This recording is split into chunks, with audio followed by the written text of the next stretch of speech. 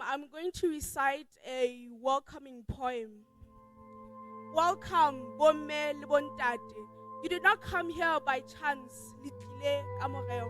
The Spirit called and you answered. So today, re bula dipelo, let's listen together.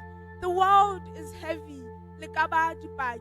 Prophecies unfolding like pages turning, tides rising, fires burning, but oh, Mudimu ha afetohe.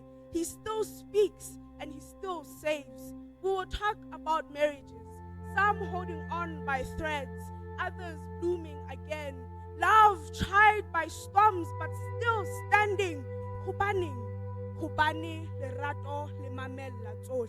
We will speak of money, empty pockets, rising costs, late night tears, but also testimonies of jars filled with oil. Tapelo etswang botebong ba pelo answered. We can't pretend it's all easy. This life tests the bones and shakes the faith. But here today, you're not alone.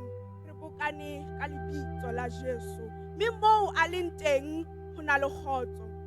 So breathe, cry if you must, laugh, shout, and sit still. But be ready.